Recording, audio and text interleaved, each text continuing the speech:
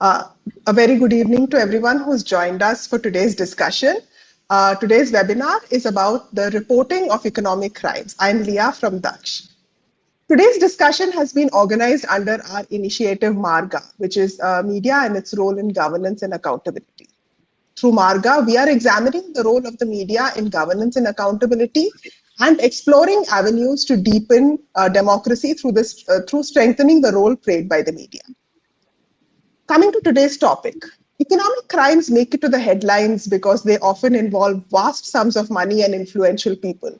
These crimes, ranging from tax evasion, product counterfeiting, corporate fraud, and Ponzi schemes, have several actors, often in different countries.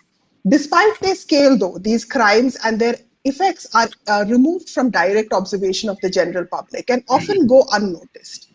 It is the work of persistent investigative journalists that leads to the uncovering of such crimes, such as with the Panama Papers or closer home, the Harshad Mehta scam.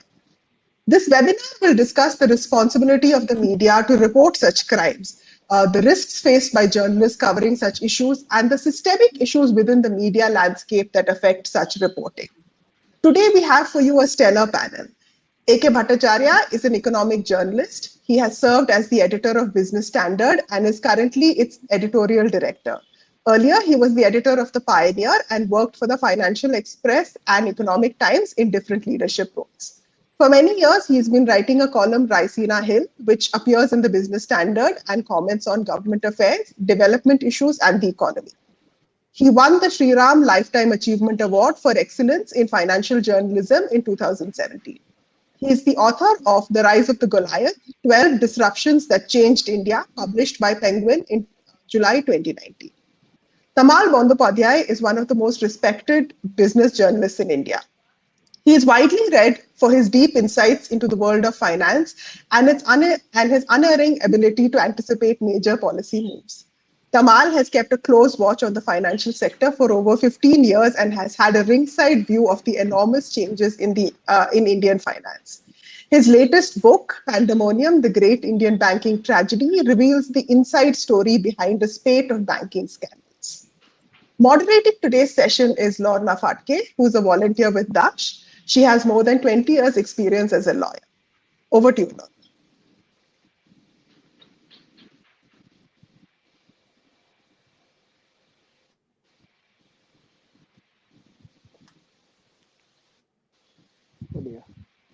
Oh, we've just lost it.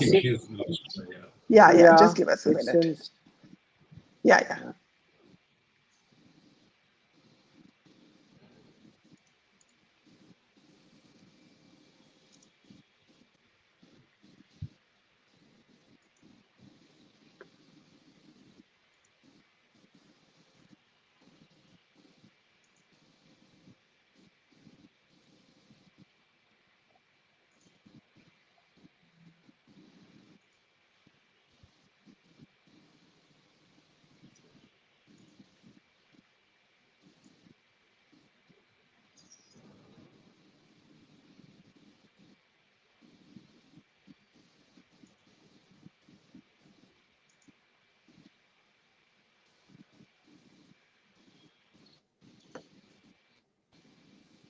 Hi, Lorna. Over to you. I'm so sorry. I just seem to have had some network issues and yeah, over to you. Started. Yeah. Okay. A very warm welcome to both of you, and it's a pleasure to have you here with me. I'll start with AKB first. Like Leah mentioned, there are a lot of different types of economic crimes that we have in terms of Ponzi schemes, frauds, and money laundering, etc. Right?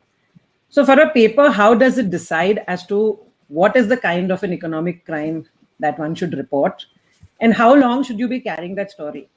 Because like most stories have different versions, different angles. And obviously you get to pick in terms of which version you would like the public to read. And as readers, we get to read only what you would tell us. So how does the paper decide this? And who decides this? Well, I think it is important first, before I can answer this question, to understand how the Indian media has I would say, evolved in the manner in which it responds to economic crimes as such. Okay. In my limited standing, economic crime is a financial crime, uh, which is involving illegal acts, to obtain a financial or professional advantage. Economic crime or financial crime has also evolved over a period of time.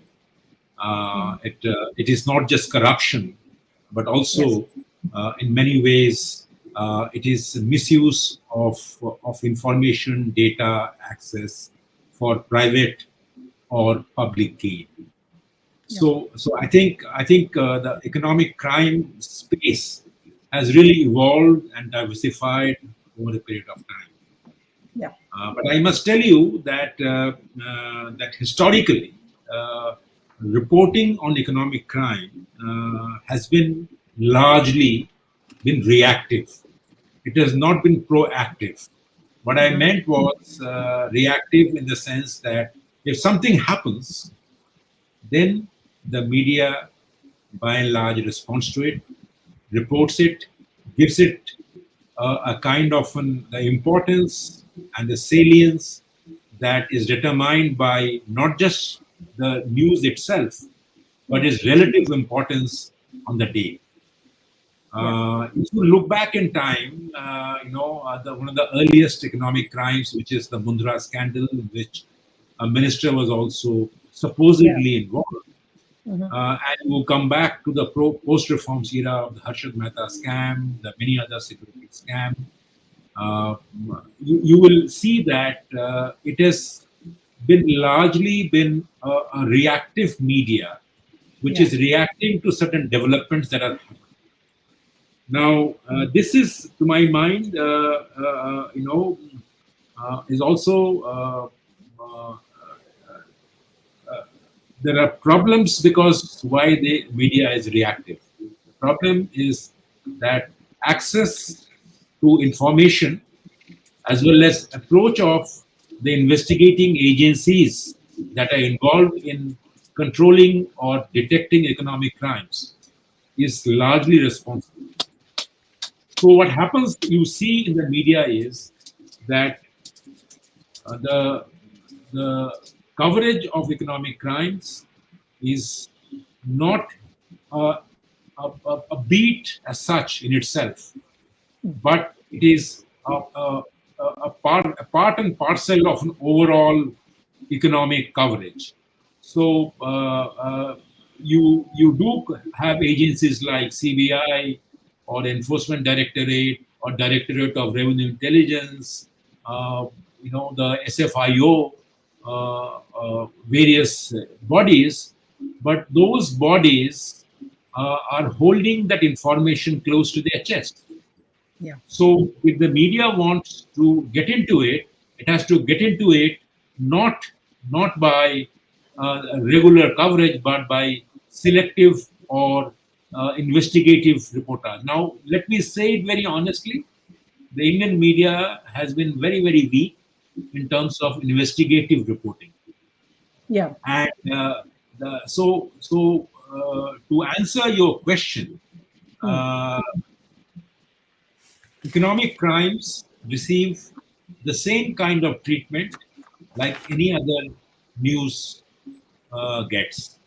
As people who are not aware of how the media functions, for them, I will say that news judgment is a very relative judgment. If today there's a big reform package for the telecom sector that has just been announced, that will probably take precedence over something else, which may be a very important economic crime. Yeah. So it is all a relative issue. So similarly, economic crime on a certain day, if that becomes a big issue, then it becomes a big coverage. I still remember that when the Harshad Mehta scam broke, it became the top news, the front page news on days on end. And when the finance minister of the country at that time decided to quit over charges against him, it became once again became the lead and the super lead story of the day. So it is not that the newspapers don't cover economic crimes, but what happens is that the newspapers look at economic crimes like any other news. There is no special annotation or special allocation of resources or anything to cover economic crimes. Why it happens, how it happens, we can go into later in closer Sure. detail. But Yeah. on brief, this Yeah. would be my introductory comments. Sure. So sometimes you also find, AKP, that when a story is being carried, sometimes you might have a paper which, let's say, there are two papers belonging to a same publishing house, and for this very same offense, they might carry certain facts which are totally in variance with each other. So, like in terms of, say, any kind of asset number they are reporting or any kind of event, sometimes there are always discrepancies between versions. So, how does that happen, and why should that happen at all? Well, as I told you, that one that it is a reactive media is reactive to economic crimes. That's Now, very dangerous. That's extremely dangerous. Also, because facts and facts checking would be very, very important, isn't it? yeah, absolutely, it is Yeah. dangerous. It is Yeah. dangerous. That's why I'm saying it. So media is reactive. Number one. Yeah. Yeah. Number two, that information about an economic crime which is unfolding is largely accessed through the investigative agencies Yeah. Yeah. or leaks by interested parties. Now, in response to your question, why different versions appear, it is because of that. Now, that also has its own implications. It has Sure. implications of responsible media coverage, responsible reporting. So, because of these risks, the media is also a little shy and little cautious in reporting any crime. Because remember, if you go wrong in reporting something, you can be Yeah. hauled up before courts. Sure. So anything that the media does on economic crimes, especially crimes that are evolving, which are happening, Yeah. let me also say this, that the investigative agencies or those departments, they also at times use their privileged access to information Sure. to provide that kind of coverage, Yeah. which is at times can be questioned. Yeah. So therefore, you would have to actually have a very close working connection with journalists and investigative agencies, right? I mean, you would have to have a good connect with them to be able to share information and to be able to verify facts, isn't it? Yeah, absolutely. But investigative agencies in this country, or whether these departments which are looking into economic crimes, are very, very secretive by nature. When they want to share information, they will share the information. It is very, very difficult and rare that the media can actually get into something which is completely unknown, and it happens. I'm not saying it doesn't happen. Yeah. That is Yeah. completely unknown to the investigative agencies. So, by and large, it is happening because those crimes are being investigated by the agencies concerned, and depends on the agencies when they are how they are revealing that information. Sure. We also have now a huge problem with fake news. And you find that, everybody, obviously, every paper, every journalist wants to be the person who wants to be making the claim of breaking news, right? So, how much time does a journalist actually get, or how much time does a journalist actually spend on really checking and verifying facts? I mean, I know you're saying that we are, economic reporting is more of the reactive side, but at the same time, to be able to claim something, you would also have to be at least spending some time, right, on verification, on checking, and confirming that what you're reporting is actually the correct news and not just fake news. How Well, can readers? the usual diligence process always are used by most newspapers, where every information that is made available is checked, and if you cannot check it, it has to be sourced. So all those basic cautions and discipline that informs reportage of any economic crime. Now, you will not see unless a report has to attribute the information to a source. Now, if it has been released by the CBI, then it has to reveal to the reader that, listen, this information has come from CBI, or that information has come from the Enforcement Directorate. Now, so that the reader can judge for themselves that where is the story report come from. So it is important that when media reports on economic crimes, it must, and it normally does, it reveals the source of that information also. Unless it is an exclusive piece of information which has been ferreted out by the reporter on the basis of his or her own investigation. So, I mean, when you're reporting on something which basically involves the rich and the powerful, I mean, most of those kind of large economic offenses and offenders you're talking about, one can presume that actually such kind of reporting is, I would say, more of a downside for the journalist concerned, right?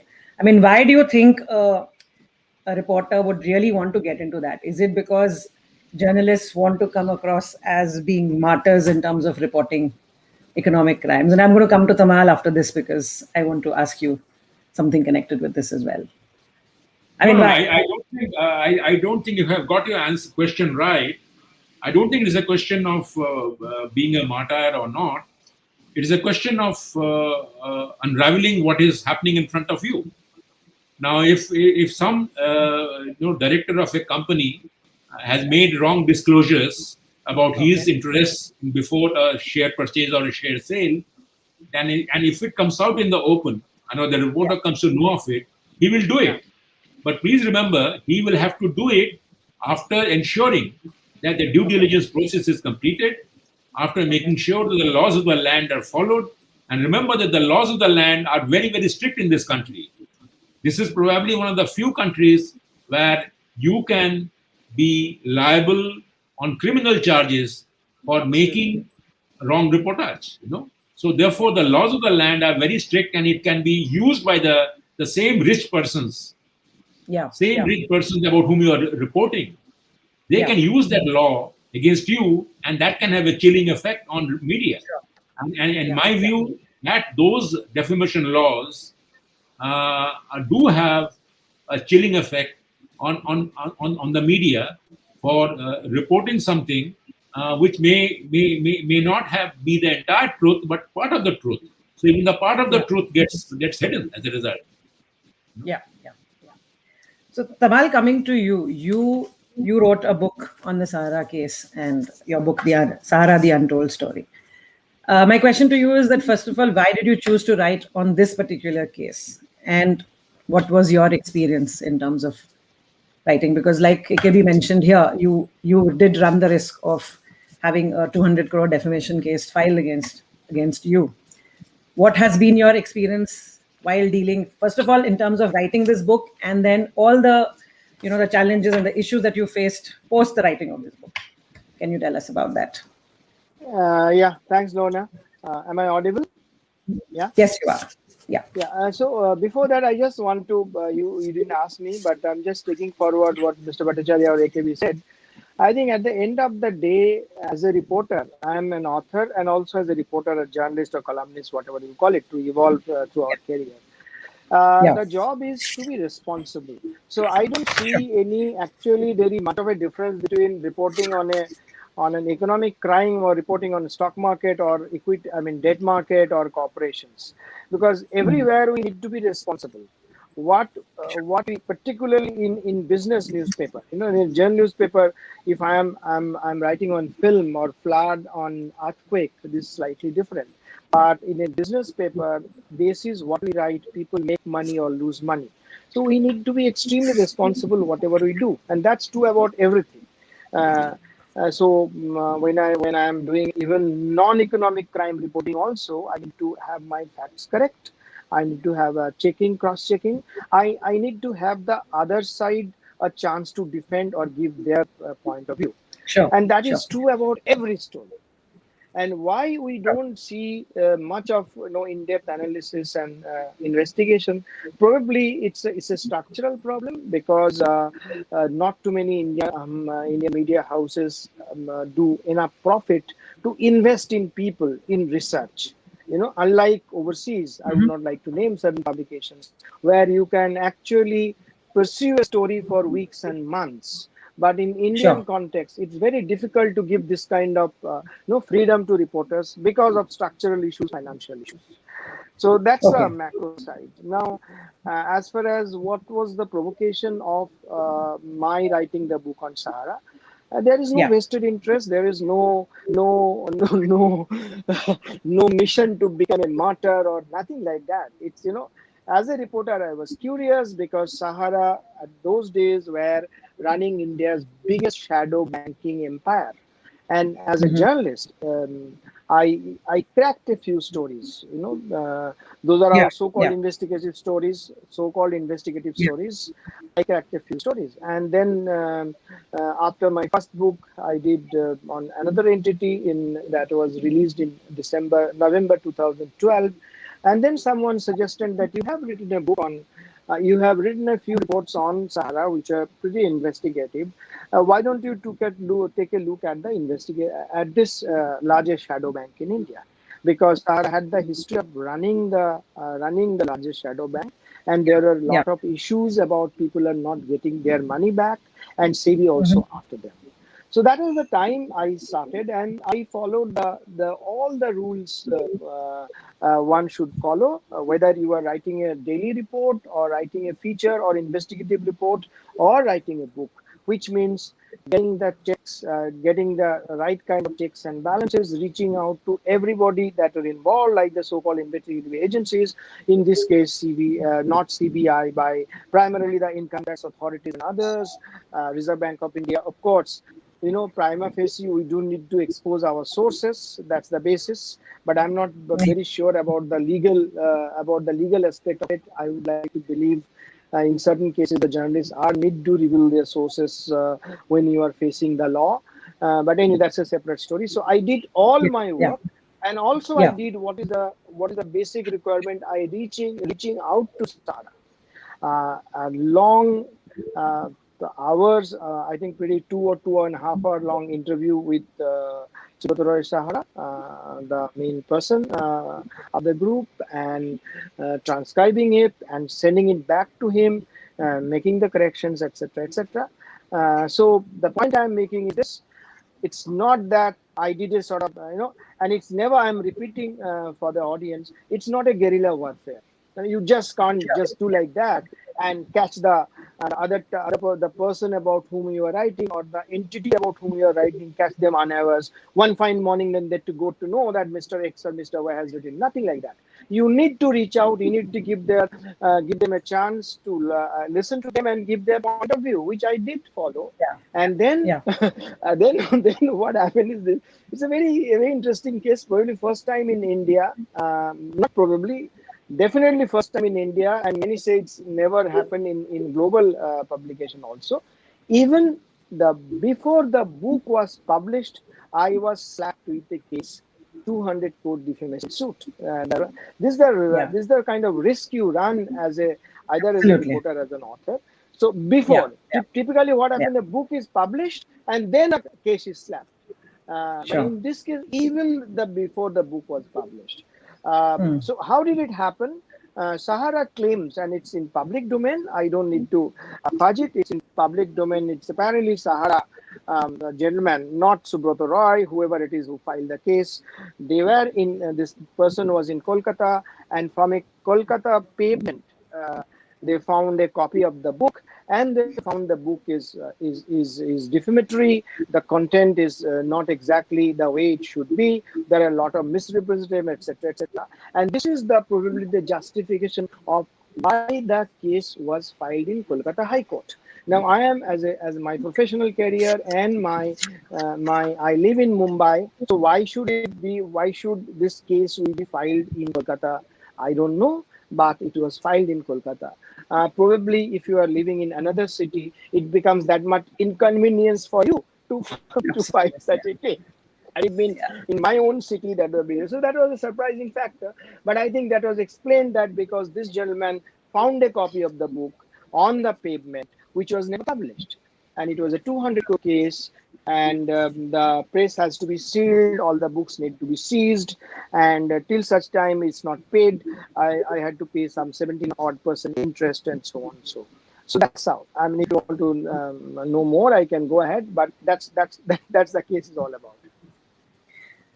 But when you actually started out on writing the story, did you ever think that you would have to face all of these issues, bear the brunt of the legal system, and the other kind of challenges that you had to go through when you were? I mean, you just would have wanted to just write a book, right? And you wanted to just.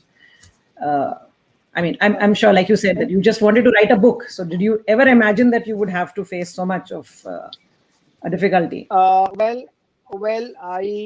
as I said, I play by the rule book, which is why I did reach out to Sahara. I did reach out to Mr. Subrata Roy. I engaged him in long conversation. I played back the interview, etc., etc. So it was not a guerrilla warfare. So yes, I knew because a lot of people, I will not call it to warn me, but they caution me that there could be a possibility of any court case because the subject is very, very controversial. And in fact, in the publishers also are extremely careful. Every publication has their own legal department. They do cross check and Yeah, check. yeah, So before the book was published, I was grilled by the publisher on hundreds of issues, and each and everything I could defend myself because it was supported by documents. It was not hearsay. sure. It was not rumor. It was not he said, they said. Each and everything what I wrote, it was supported Hmm, by document. So which is why I was pretty confident, even though I was aware that there could be certain issues. My publishers also were aware, and ultimately that's happened. And the fortunate part sure. of it also, it should be there. Yes, it was a bit of a, I mean, I will not call it traumatic, but it's for an individual. If when Yeah, you are yeah, a reporter, and when you're a reporter and somebody files a case, then your organization fights for it. But when you are okay. an author and somebody Hmm, fights a case, you have to fight for it, because yes, yeah, publisher is another entity which is a related party, but publisher would not defend you. You have to defend. So uh, it is a difficult because it's a huge cost. I mean, apart from the logistic, also there's a huge cost of involved course. because you need to engage lawyer, law firm, you Hmm, have to fight, travel, etc. Now, fortunately for my case, what happened is this: there was a, I mean, I could never imagine that kind of support from media, from not only national media, from international media, and everybody else. Like the law firms did it free for me, and everything mhm, was like, yes, logistic was an issue, spending time was an issue, but I get yeah. enormous amount of support from every quarter, which was possible. So which Sure. is why I mean, it was possible. But the And also, long and and short also of it is this. possibly, Sorry, sorry, tell yeah, me, and carry on. possibly that's also why you continue to write the stories that you write and write the books that you write. Yeah, even my latest book is this called Pandemonium, which your colleague was Yeah, referring to. There are yeah, there are all the stories. There are talking about Nirav Modi, the Punjab National Bank so-called scam, or Yes scam. Bank Rana Kapoor, or even Yeah, Chanda Kochers of ICICI. All those stories, and they all involved, like AKB was referring to. No, the various investigative agencies like CBI yeah, yeah, and SFIO and ED. So all were involved in this current cases. Nirav Modi case, yeah, Punjab National Bank, and yeah, ICICI Bank, Chanda Kochar, and Yes Bank. In all those cases, the dramatis persona were extremely high-profile people, and all the investigative agencies were involved. But I waded through all of them, and I wrote. There were one segment, a pretty large one, is dealing with all this so-called economic crimes and fraud, and how CBI treated them. And it also says the other side, not only the crime, even some of the yeah, victims of the crime, like the bankers were not exactly involved in it, but still they were hauled up, they were picked up from their houses, and they were yeah. kept in jail for months. So all those stories are there, but the basic principle are the same: getting all the facts correct and reaching out to all the relevant persons. Sure. I think that's the key to business journalism, whether it's economic crime or normal economic stories. Sure. Coming back to AKB, would you agree that sometimes because of the catchy and the sensational headlines which the media uses to report on certain cases, there's a lot of pressure that then gets exerted on the investigative agencies like the police or the CBI or the ED, etc. And this in turn can sometimes lead to the offenders getting away actually, even when that might not be the real requirement. So, do you think it is possible for journalists to help actually secure a conviction with their reporting? Well, I don't recall an instance where a reportage of an economic crime has helped the perpetrator of the crime to get away. And as a matter of fact, if it is not reported correctly and properly, then only it probably the perpetrator of the crime can get away. So, if anything, media is actually an ally in the cause of tackling economic crimes as a menace in our society.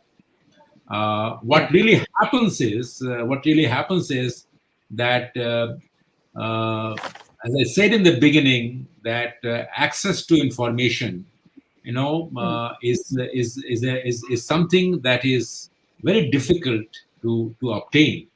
In the Indian system, it's true of also in the developed society, but particularly in a country, society like ours, accessing information is very difficult. Mr. Bandyopadhyay will tell you how difficult it must have been to access information for people who matter.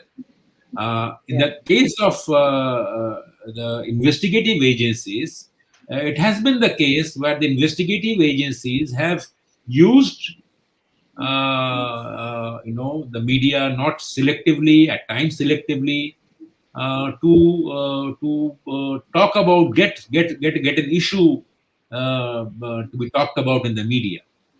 Now, media, as I said, is always been very, very cautious because of the legal implications of going wrong in reporting something which can be violative of the laws of responsible reporting. So I don't exactly I don't at all agree with you when you say that reportage of an economic crime can actually help the perpetrator of the crime to get away. It is just the reverse that happens, that the media's reportage helps the perpetrator of the crime to be brought to book. I think that's something which we can discuss at length in terms of the time, probably. We'll just carry on. For the benefit of the audience, we'll also be, if you have any questions for our panelists, you can post it on the chat window on YouTube, and we'll have a look at it after both finish speaking. Coming back to AKB. So how can we ensure that journalists actually do unbiased and fair reporting? Because sometimes, the coverage of news would make a reader think that a particular publishing house or a particular paper is just sort of going after a particular offender or a particular entity. So how does that happen? I mean, how can we avoid that? Your question presumes that journalists may always do biased reporting. I don't. I'm asking that we are not expected to do that. So obviously, they are not supposed to do that. That's what I'm saying. So, but it sometimes comes across to the reader. To the extent that a journalist has to report, the report has to be governed by the norms of responsible, independent, and credible reporting. Now, if it does not happen, that's a shame. And I am not saying that it does not happen. It does happen. It does happen in a great number of cases. But the fact of the matter is that a reporter, when he is reporting about developments, then he has to be unbiased. He has to base his reportage on facts, and that reportage, as I said in the beginning, is determined by the kind of access he has to information and the kind of investment society as well as the organizations in the media industry, the media invests Yeah. in creating those facilities, as Mr. Bandyopadhyay was pointing out, that in the West, the media structure is such that you make a lot of investment in creating an investigative cell to look into these economic crimes. But in India, in the Indian media, has not seen that kind of investment, and we can discuss at length why it has not happened. There is something about the business model of the Indian media. We can discuss that later. But right now, I would say that the Indian media is actually the Indian reporters are also acutely conscious that if they go wrong in doing something, then they will be hauled up not just by the person who have been wrongly reported, but also by everybody. So I think that the media works under tremendous pressure to be responsible. That does not mean that the irresponsible reporting does not take place. They do take place, but I'm telling you how the normal media reporters function.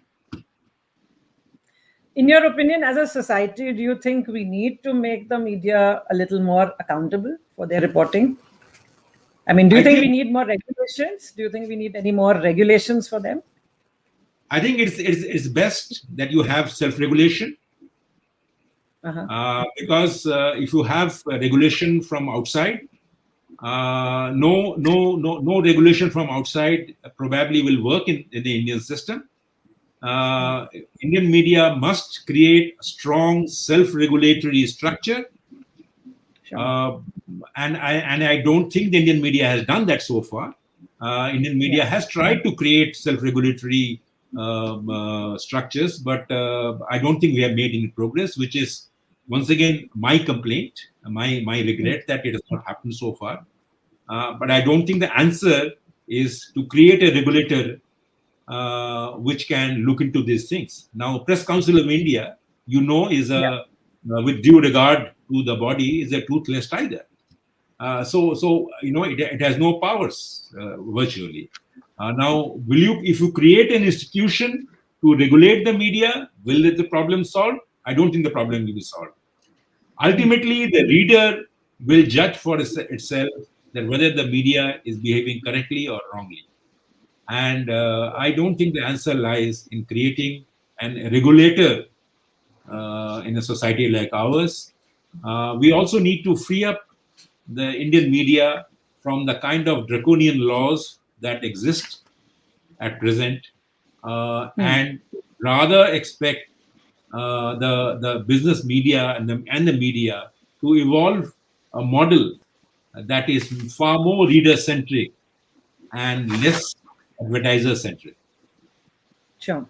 Tamal, would you have anything to add to AKB's point? No. One thing I would react to your, which AKB strongly denied. You did say that there are cases, or there are. You did not mention a specific, but your apprehension that because of media reporting, the actually the perpetrator of crime could get away scot-free. That's the kind, because of media certain reporting. Probably, I don't know. I mean, something on that line. When I say they get away, it doesn't mean that you get away completely. It could mean various things. Fair enough. But you get. I would say you. I thought that's not exactly fair to say that. But what I see, and I'm sure you will agree with that, a lot of people feel that we are not reporting. Media is not reporting a lot of things. Like probably Lorna, certain economic crime, and you find that why it is not coming in media. The primary reason is because the media doesn't know. I mean, we don't know. Many of the things, either we do not know it's happening, but we are not.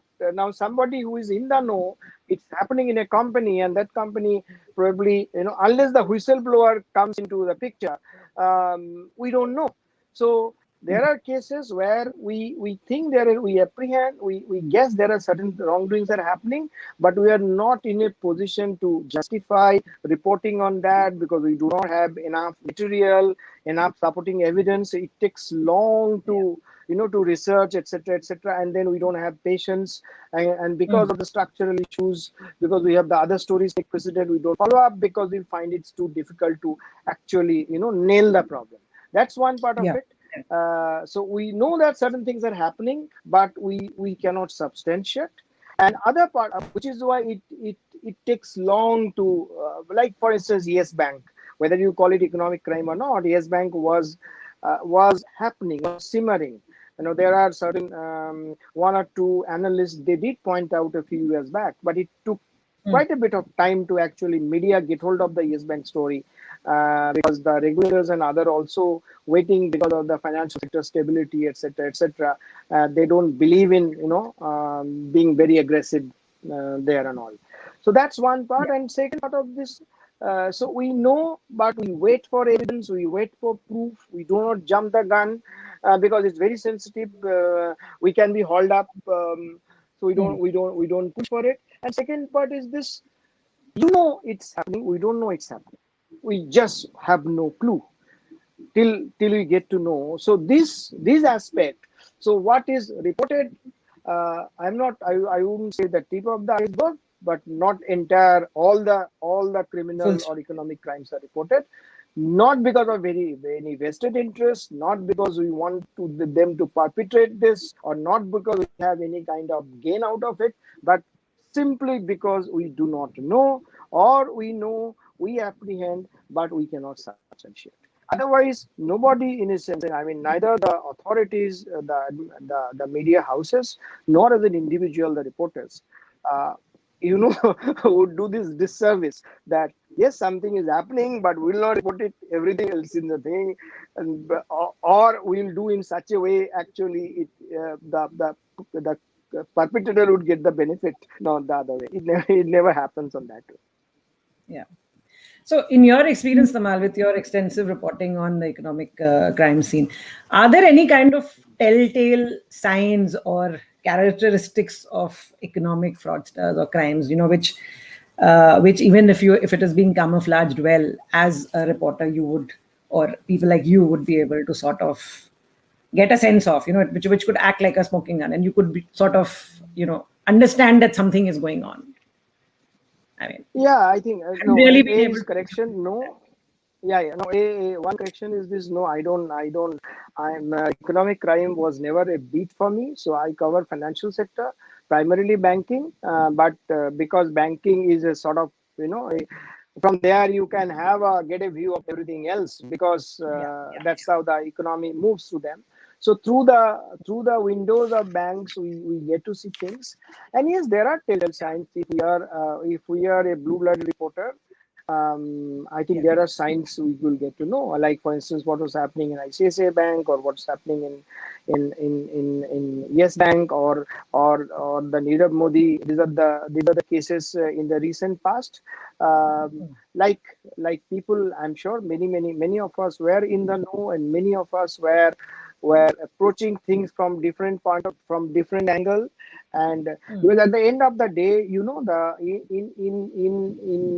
reporting, it's sort of, yes, access to people are important, knowledge of subjects is important, writing capability is important, and also it's a very psychological game. How do you actually? It's more like a fishing in a positive sense. I mean, you just need to have the patience, and you need to keep your eyes open. And when actually, when do you strike? So it's like at this moment, I can tell you this is, if not crime, certain things are happening in certain pockets, which we need to be pretty aware of it. And I'm very sure that the media and the reporters are aware of it. And probably 3 months down the line, 6 months down the line, 1 year down the line, we will get to know this. So always happening. Other part of it, when what AKB was mentioning about the role of CBI, CVC, and others and all, yeah, they also play a very critical role. Now, there will be, like for instance, you will find that there was a case a few years back, which was when Reserve Bank of India, ex-Reserve Bank of India deputy governor was called by an investigative agency, right? And these investigative agencies often uh, call the bankers or call the professionals not to grill them but to understand certain things, because the investigative agencies also, they don't know everything about everything, even though they have their specialization. So they do reach out to people to get to know things. So this is one of the cases. Now, while this gentleman was being engaged in conversation in a room, from the another room, a colleague of that person who was having a conversation with person calling up media and telling them that we are grilling Mr. X. And then this gentleman was watching on television channel in that room while he was in conversation with this investigative agency's person on the television ticker that Mr. X is being grilled by so and so at this agency's this office. Now, so this is not the way to do it. I mean, this is not the way to do it. So this is not the This is way to do it. exactly what I And was this is meaning when we said absolutely, sensationalism. I am Yeah, not yeah. for certain reason, I would not like to name the person or the agency or Sure, the office or the subject. yeah, But yeah. this is exactly, I am, trust you me, I am not exaggerating anything. That's what exactly happens. So you are looking at the media role and you are grilling, if I may say so, Mr. Bhattacharya, how media would be responsible, so on and so forth. I think you should also have a similar conversation with the investigative agencies. They also Sure. need to be, and they're doing their job definitely, Yes. and they also need to be more responsible. Sure, sure. Of course. Coming back to Mr. AKB, what is your opinion in the kind of media that we have today, the social, print, TV, in terms of and their quality of their reporting? What is your opinion? Well, I mean, I think the broad point I would make is the media reflects the society.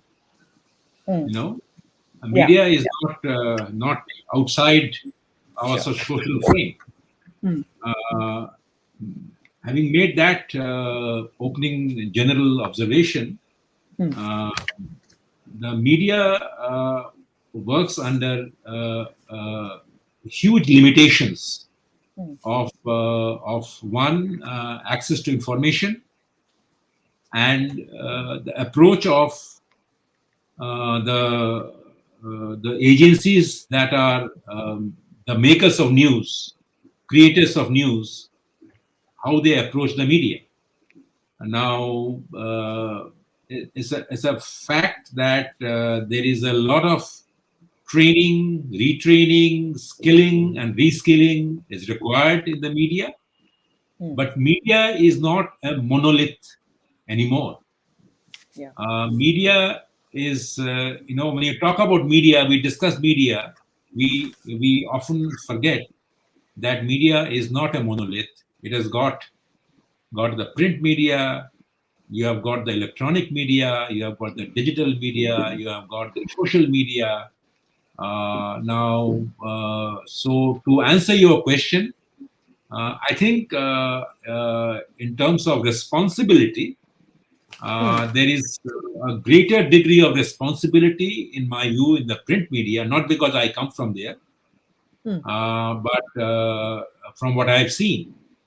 By the very nature of the way the print media functions, there are greater checks and balances within the system, Sure. whereas I don't see those checks and balances in operation in the electronic or the digital side of the media, in a sense that they are far more vulnerable to pressures of competition, like the kind of instance that Mr. Bandyopadhyay referred to, Yeah. happened on the electronic media.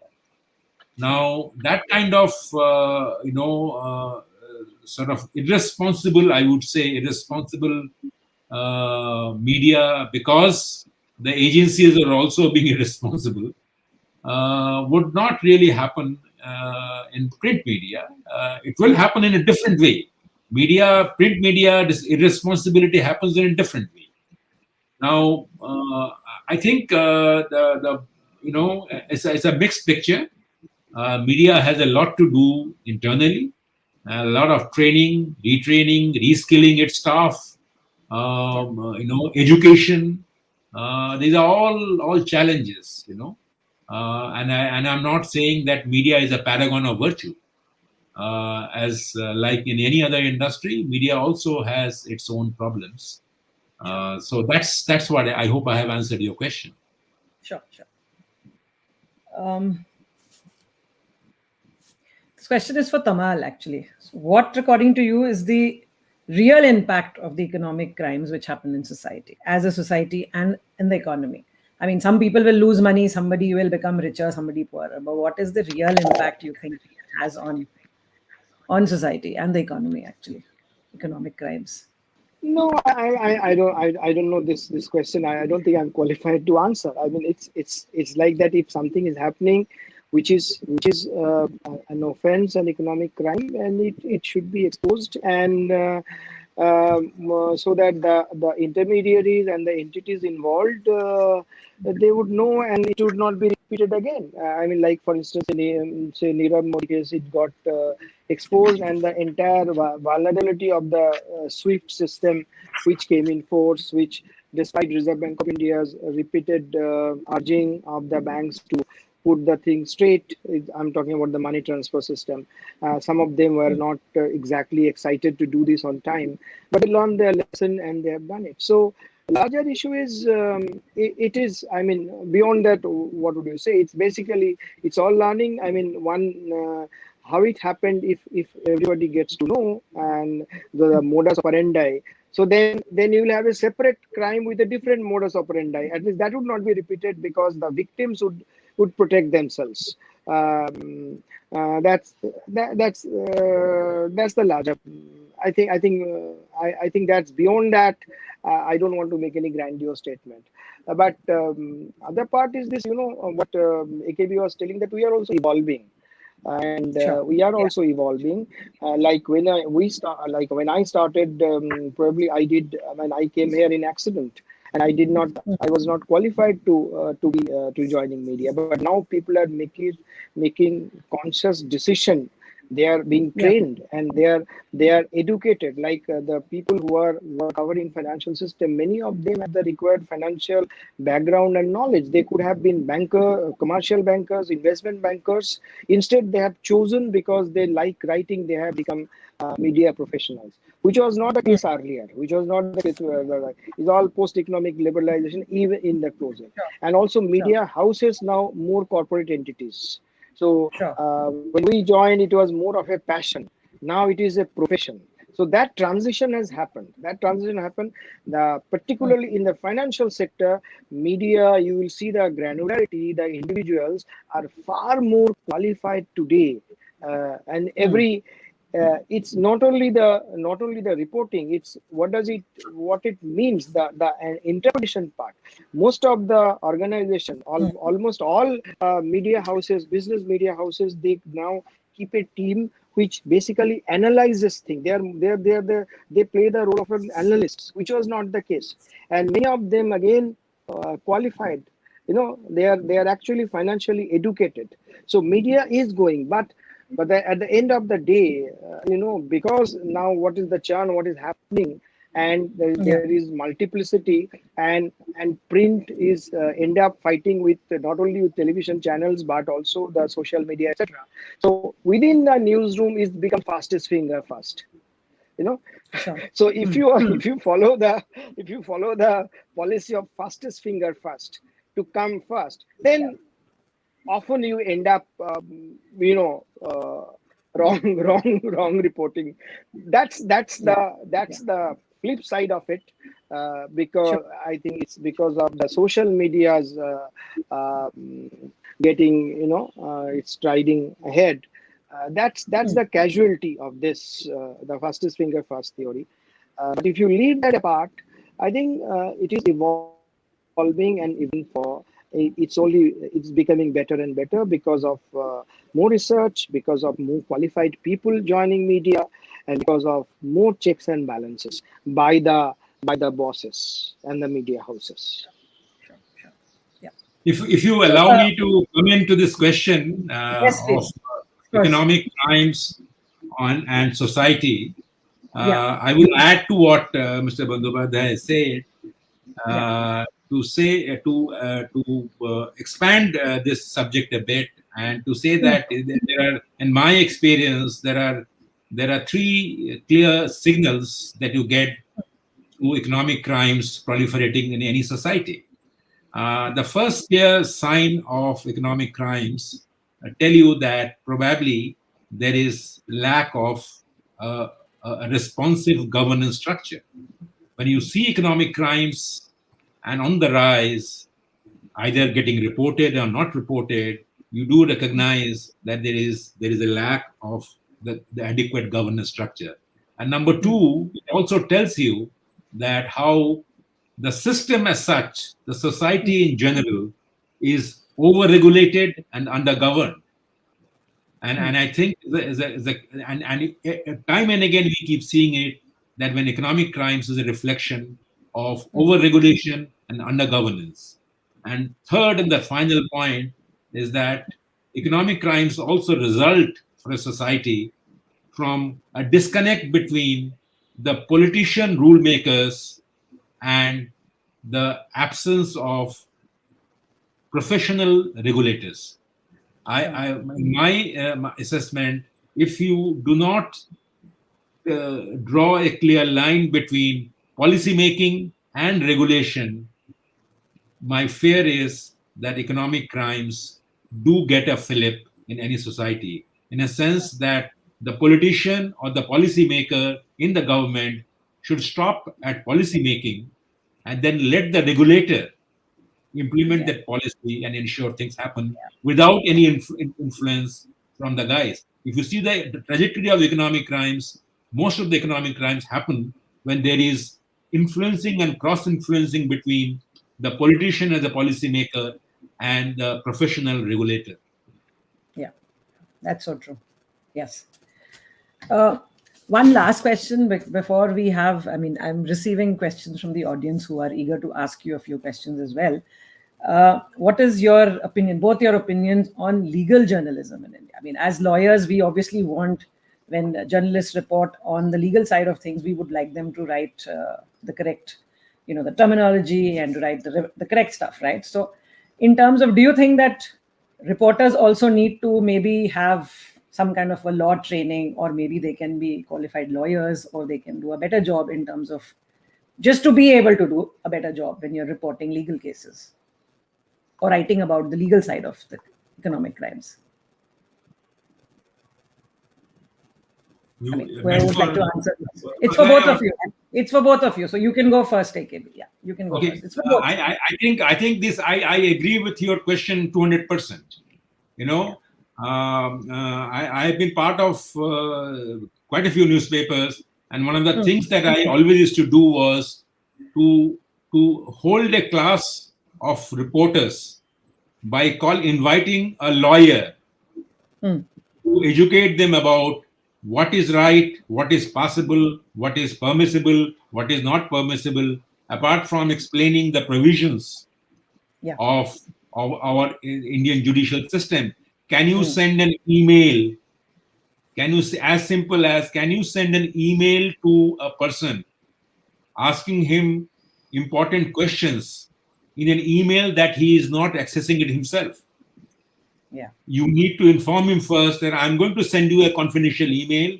Will you like me to send it to this email or not? Now, these are small training things, but I think journalists must get proper training in the legal conduct. That's number one.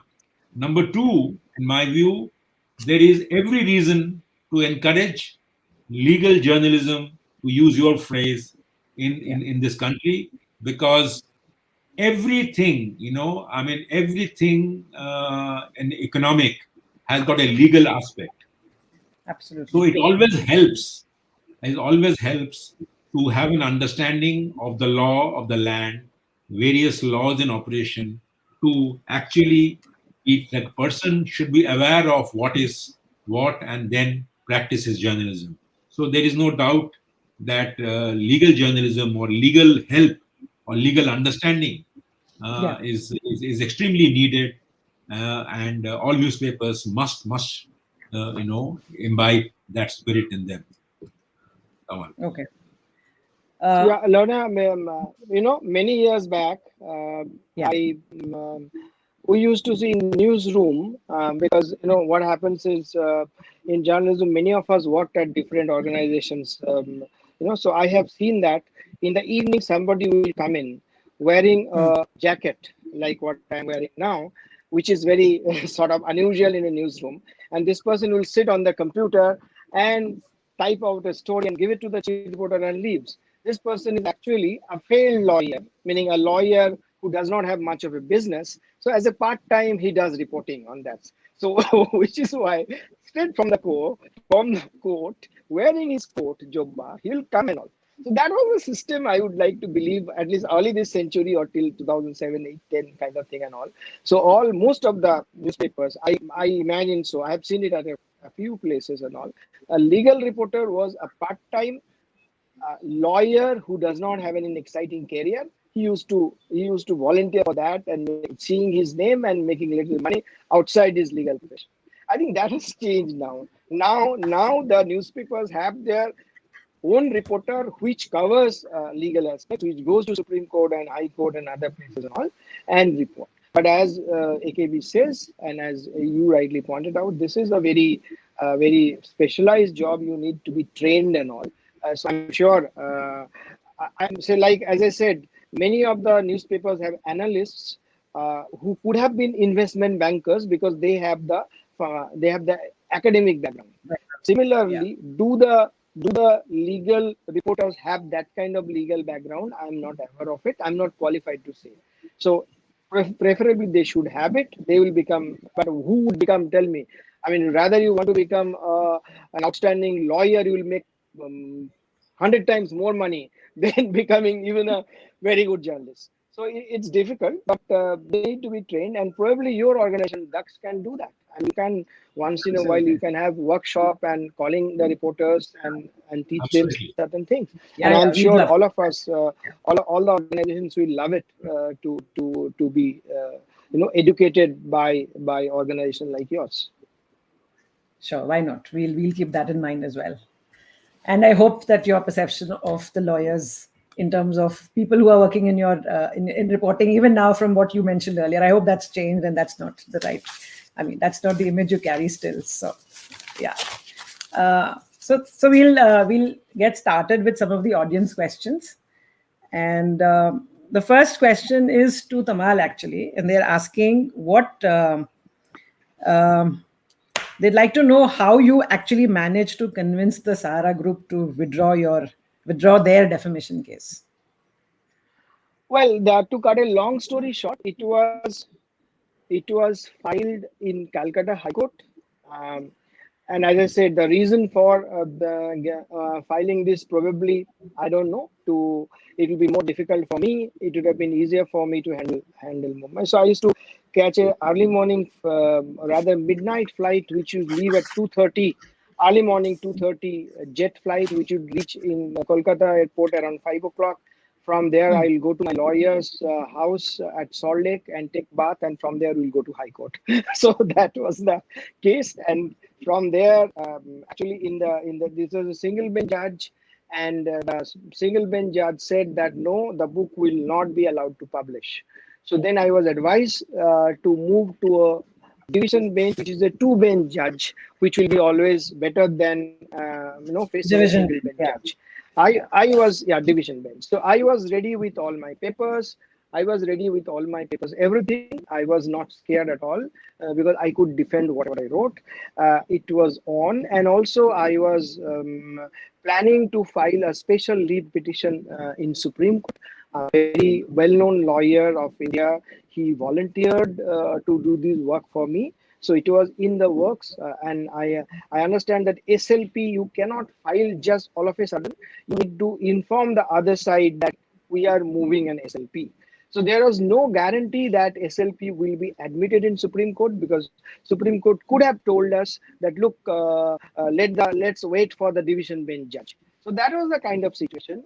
And by that time, Mr. Subrata Roy actually was in jail, Tihar jail, because of the SEBI aggressively SEBI following him.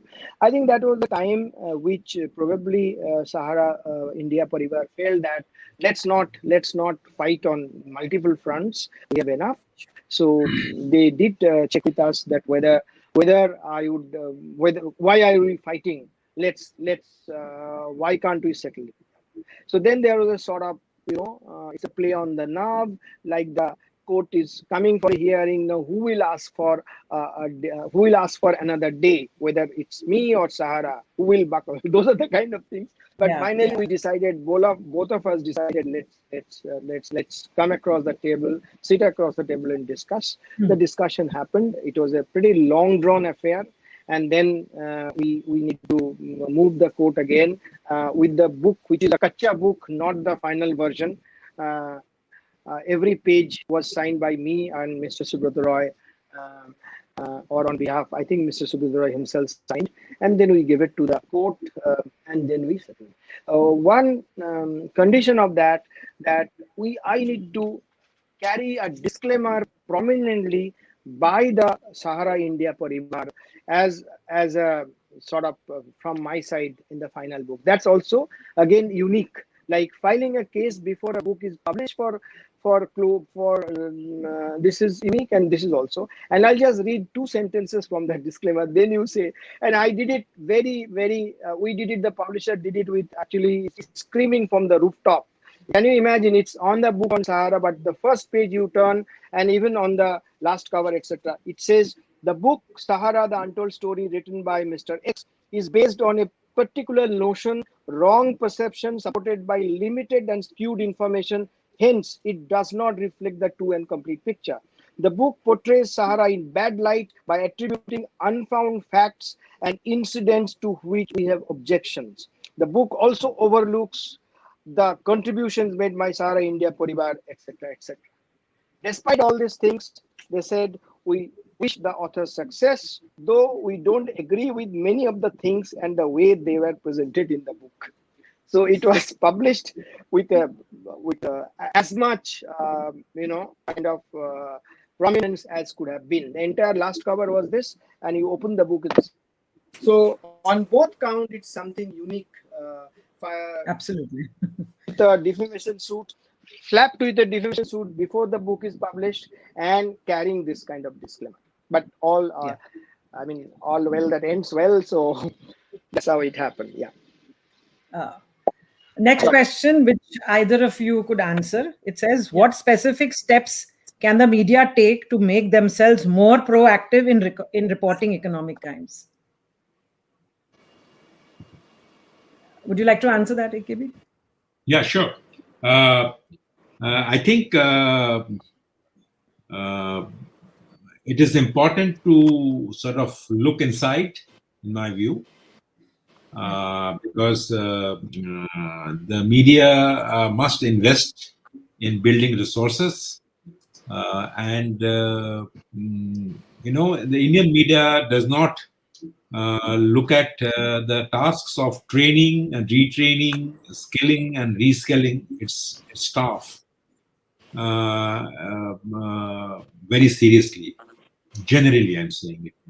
So I think the first important step that the media must take is to have a kind of a chief training officer of sorts, who internally educates and trains the reporters, and have more increased interaction with different aspects of content, which is not just the legal aspects, not just the economic crime, but even on the specialized subjects, issues.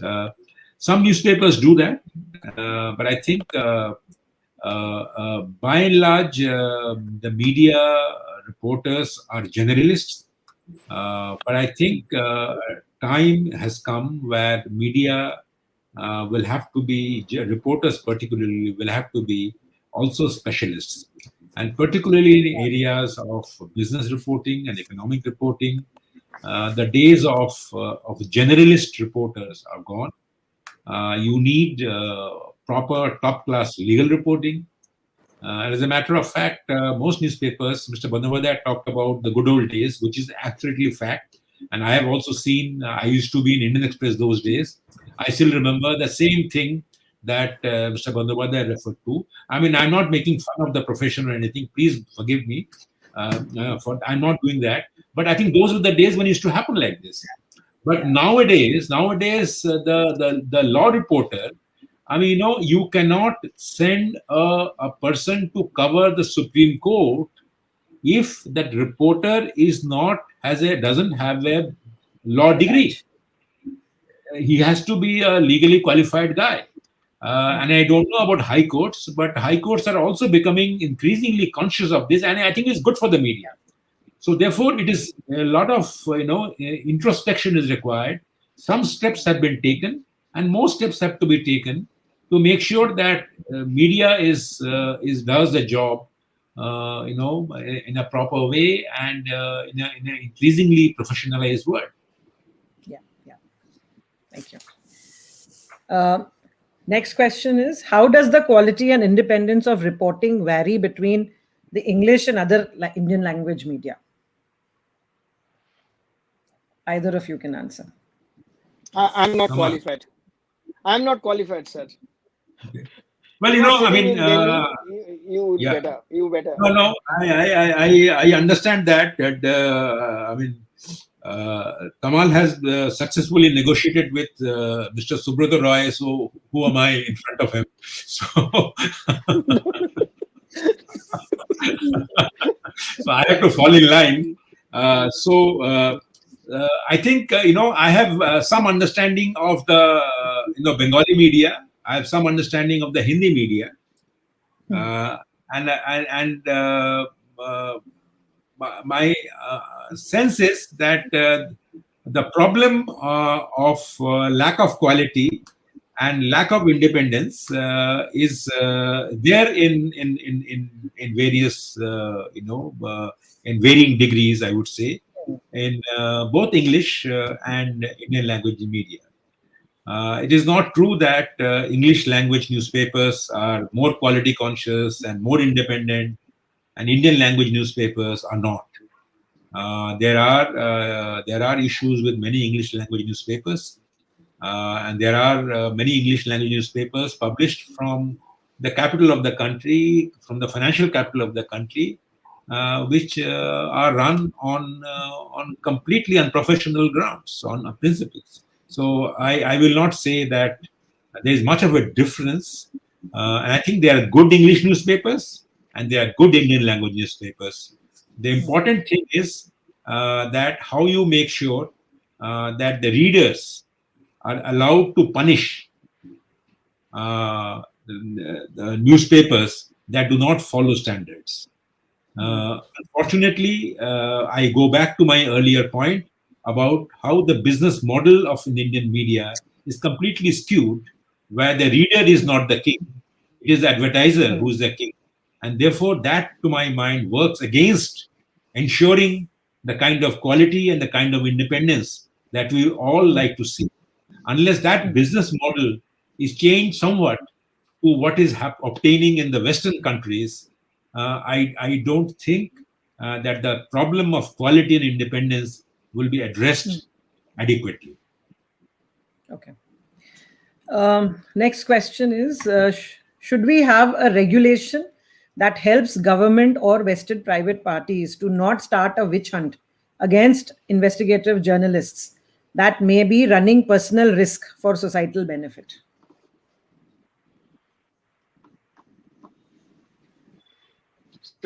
Yours. No, Again, either of you could answer. No, I think both of you can give your opinion. I think Kamal can also do that, but I don't think we should look for easy solutions to this problem. This is a genuine problem. I do believe that investigative journalists run the risk But I think the answer to this, addressing this risk, does not lie in regulation, but on the contrary, in quick redressal of grievances and making investigative journalism follow the rules and follow the code of conduct that is necessary. If you have a regulation that helps the government or does not stops the government and the vested private parties not to start a witch hunt, in my view, you will be going against the idea of freedom of expression. Everybody should have the right to seek recourse to the available legal remedies, just as investigative journalists should have the right to seek recourse to legal remedies. To that, like what did Mr. Bandyopadhyay do? I know he went through a major crisis, personal crisis. He took a morning flight and all that, took risks, but ultimately the judiciary helped him. Ultimately, that's what happened. But imagine a situation where there is another regulator which is trying to, strike deals outside the framework of regulation. I think freedom of expression may suffer. So I think our laws are safe. I have only one problem with the law, which is the defamation law, and I think it's time that defamation law is decriminalized. And if you do not decriminalize defamation law, you will have many other problems which will be afflicting the Indian media. Sure. Okay. Yeah, Lorna, just to add, I think what AKB said, I think self-regulation is better, because if you have a protecting umbrella, then again probably we will not be as much responsible as we should be. Now, if we have somebody, one entity or something to protect us, and why that's true about all reporting. Not only economic crime reporting, not only legal reporting, the reporting on religion, the reporting on everything else also. It's basically we have to be responsible, and there has to be self-regulation. That's it. Sure. One last question before we have some closing comments. What steps should investigative agencies take to improve their interaction with the media? Either of you. Kamal, you have the last question. Maybe, sir, AKB can have the last word. But as I said, sitting in Mumbai, we have at a formal level, I see very, very limited engagement at a formal level. Informally, some of us or few of us have people within the organizations of the investigative agencies, and we do get to know. And it's not the facts, but also the interpretation of facts, etc., which is very critical to understand and appreciate things. I personally have no problem at all, because I know certain people, but that's not the thing. But formally, probably, they do come out formally. For instance, again, I'm getting to the Nirav Modi case. If you remember, about, I think, 6 weeks back, in the last 2 months, there were tweets by investigative agencies that how the banks actually got their money back on the Nirav Modi case and Vijay Mallya case. They did sell all their, they did auction all their stuff, etc., and got their money back. So that was a formal tweet and the press release, I think, by ED there and all. So those kind of interface with the larger world is rare. Whenever there is some kind of milestone achievement or event happen, they do. But otherwise, I don't see any much of a formal engagement. Probably they can also take steps to educate us, the media person. Background briefing, following Chatham House rule, deep background briefing. There are entities who do that, where you just go and listen. You don't even write, but actually make you understand and appreciate things far better than otherwise. So we need, at the end of the day, media, none of us is God. I mean, we don't know. We can't be. You want us to be omnipotent, omniscient, omnipresent, and knowing everything. We don't. So the more we have people at the right kind of places, the more we have people who can handhold us, not only by giving information, by helping us to interpret things, the better the quality of journalism. Because at the end of the day, intermediary. On my right side, the events happening. On my left side are the readers, and in between I am. So the more people I have access to, who can give me not only facts but interpretations, then the better the outcome will be, and the better the readers I can serve. I end here. Sorry, Mr. Bhattacharya, AKB, Sure. you wanted to say? No. I will completely endorse what Kamal has said. And I think the important keyword is interaction.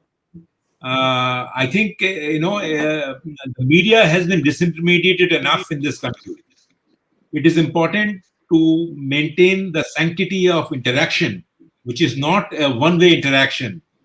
Social media has done a wonderful thing, which has been very harmful for the Indian media.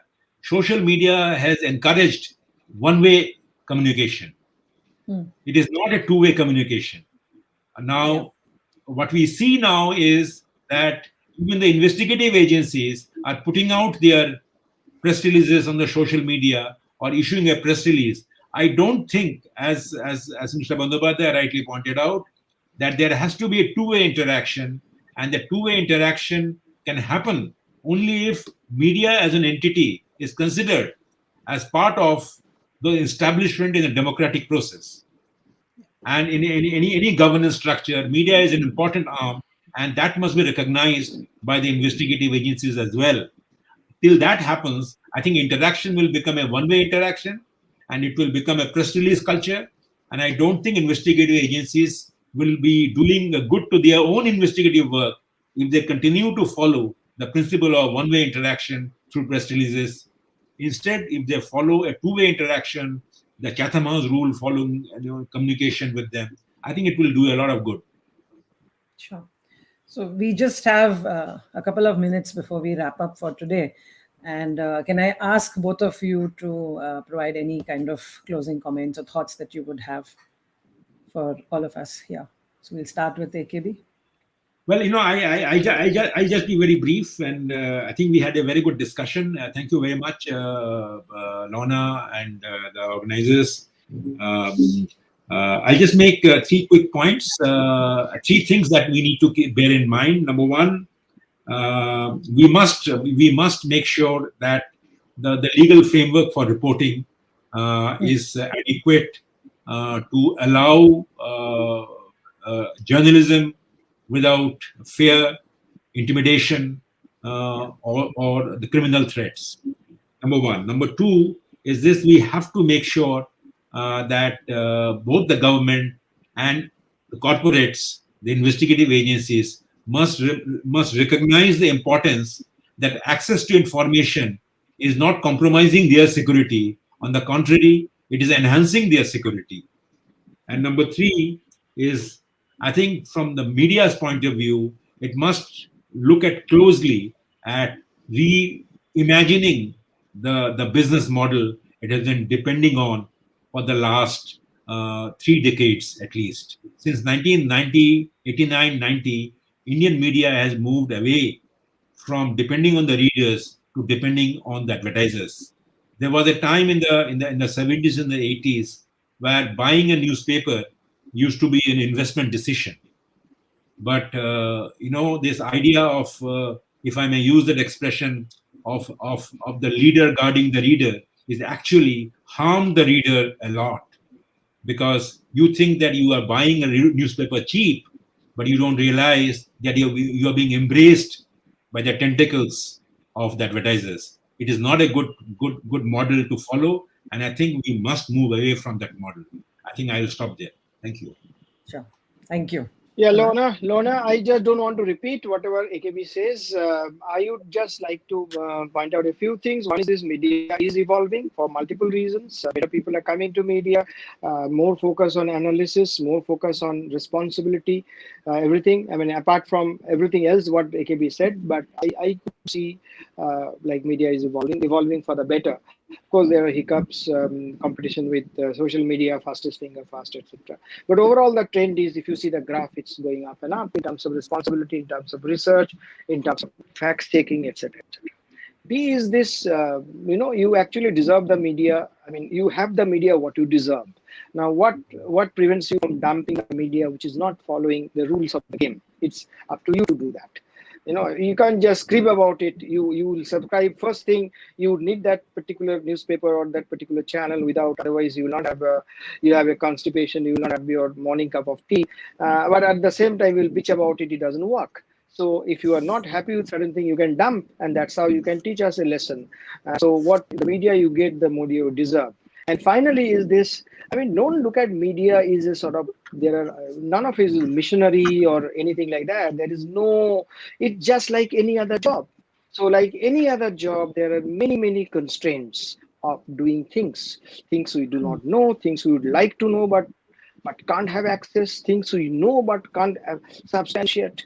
So you have to, when you look at media, we also see the what's and all. In the sense, I'm just saying, don't go by, on the one hand, that whatever media says is absolutely gospel truth, and don't have that kind of expectation, because at the end of the day, I could have been a teacher, I could have been a bureaucrat, I could have been something else, and I have become a journalist. And this is true about all journalists. So this is just like any other profession. And of course, it's very specialized, because what we write and what we do, we are a lot of people take calls on that. I'm talking about on financial media, but we have our own constraints. When I'm saying constraint, I'm not talking about the constraints which Mr. Bhattacharya spoke about the advertising, etc. I'm just talking about access to information, knowing things, right kind of interpretation, or being able to substantiate. So many a time you will find that a lot of things are getting unreported, not because we don't want to report, but because we just do not know, or we cannot report. So this is a hard reality. I think the investigative agencies can help. You guys can help to make us more educated. With this, thank you. Stay safe. Thank you so much to both of you for spending this wonderful afternoon with us. And thank you. And that's about it. We are going to look forward to interacting with you all more. And I mean, I'm sure we can try and work together in whichever areas possible. Thank you so much. Thank you so much. Thank you. Thank you. Thank you. Thank you. Thanks again to both our panelists for sparing time for this discussion. It's been really engaging and engrossing. Thanks to Lorna for agreeing to moderate this session. Have a nice evening, everybody. Stay safe. Thank you. Thank you. Thank you. Thanks. Thank you.